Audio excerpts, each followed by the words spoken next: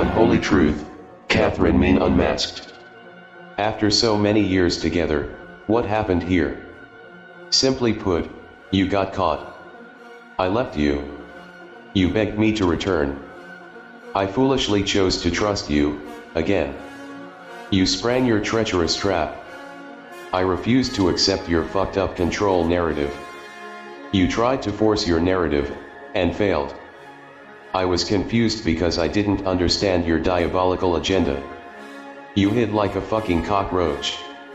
I begged for your empathy and compassion. You slit my throat. I figured it out. You, oh me. Have you convinced yourself that you are the winner because you were successful at deceiving me, robbing me of my dignity, locking me up, torturing me, and brutally murdering me before finally abandoning my corpse to the curse of your satanic shackles, locked up safely within your foul, black, demonic dungeon of deception? You are a complete moron. What a stupid, ugly idiot you have proven to be. In the light of truth, I cannot stop laughing at the tragic comedy in which you have cast yourself as the leading fool. How vapid you truly are. It's no wonder to me now why your struggle to survive is so taxing for you. It must be a source of impossible stress for you to maintain the appearance that you are anything other than the dull-minded, fake, phony, inauthentic, incapable, unattractive, aging, malicious manipulator that you know yourself to be deep within your black, demonic, foul, treacherous, wicked, disgusting, wretched, venomous spider heart, where your truth hides like a dirty, little, pestilent cockroach. What a miserable condition every second of your pathetic existence is. There is nothing true about you. All that you crave is sick narcissistic supply. You are incapable of genuinely connecting with another human being because you have nothing to offer. You are a user and an abuser through and through, nothing more than a faker and a taker. You are a highly sensitive person to your own needs alone. You are a cognitive Machiavellian empathic tormentor with narcissistic personality disorder, antisocial psychopathy, and probably MPD. You've kept your exes hanging around for all these years and don't even feel ashamed about it, writing out your repulsive agreement for me and drawing your line in the sand. Take it, or leave it. What's over there? Your lurking alpaca homewrecker. Your special Valentine's Day hookup. The fucking crazy eyes, who you call your monster but in truth is just another victim control victim of yours. And that's just what's on the surface. God only knows what else you are up to. But, believe me, God knows. All those times when you go no contact and stonewall me for days or weeks, you make yourself completely unavailable to me, never allow your activity status to show on any platform, refuse to allow read on texts or to send a read report in email, and you say, if I don't like it, there's something wrong with me. I have often wondered if you have an incurably sick compulsive need to hook up with strangers. I wouldn't be surprised if I were to discover that you have an alter ego on some hookup sites for sex addicts, or rather, aging sex addicts, as it were. Did you think you had me fooled completely? You've only ever looked down your nose at me, but the joke is on you, you fucking lowlife. Sneaky, conniving, two-faced, hypocrite, bold-faced liar, coward, just to mention a few of the things you've shown yourself to be. I see now why it was so disturbing for you to get caught with your hand in the goodies jar. You are so afraid of what else might be noticed slipping out of the depraved pit within you once the manufactured veneer of your integrity has been compromised. It must have been greatly upsetting to you when you lost your control over my perception of you because you cannot handle facing the unholy truth of how ugly you really are. You didn't expect me to have enough self-respect to walk away from you when you drew your line in the sand this time. Didn't expect me to refuse your demand that I place my dignity on your satanic altar. Didn't expect me to disobey you. Didn't expect me to hold my boundary. Didn't expect me to keep not moving. Did you?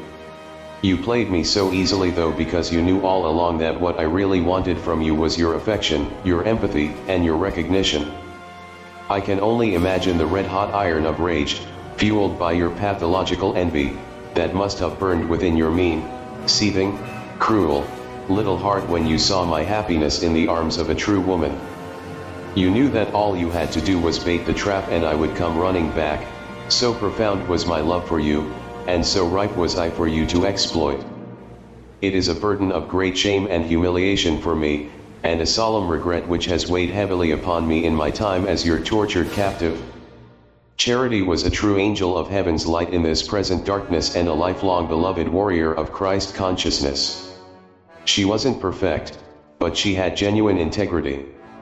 She didn't have a library of books to teach her how to spiritually bypass, just the one book that guided her path and a true heart of empathy for others who suffer.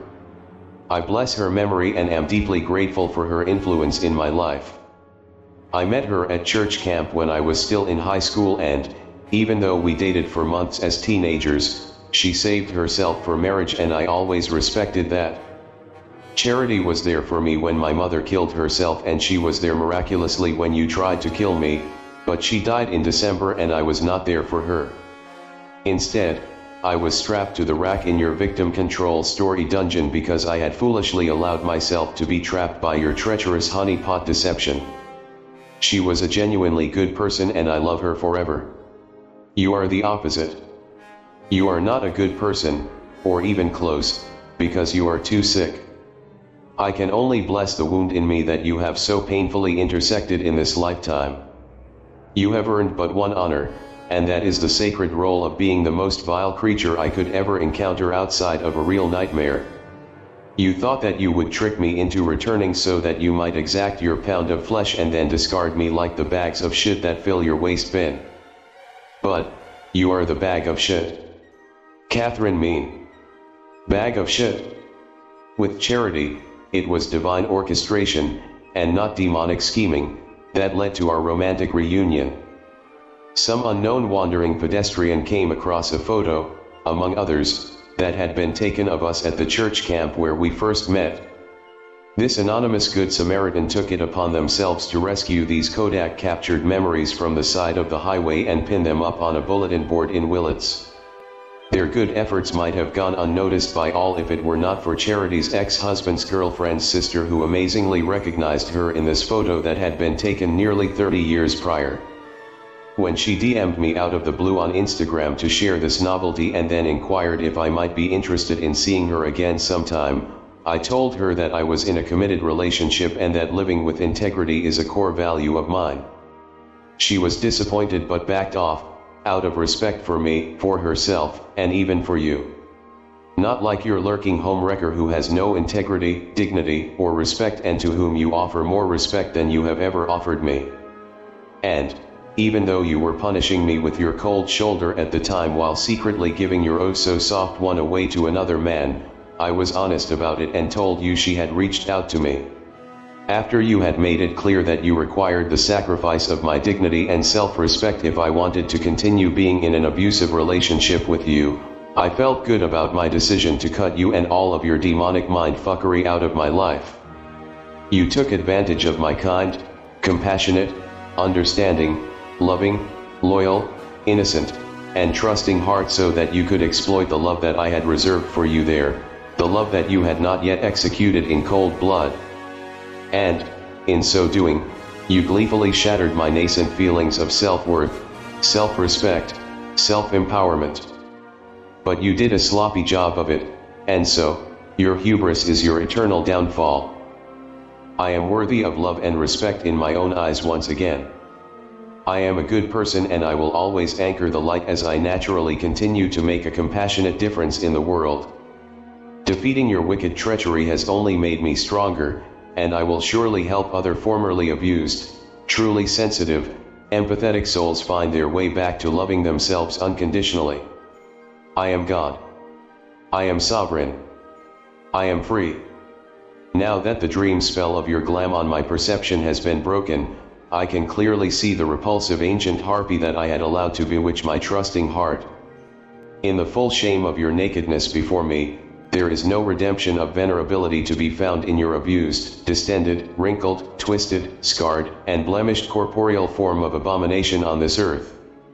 You are the satanic hag, who stole my dignity with a dark deception, but I am the Christ angel of innocence who has won it back with the light of truth.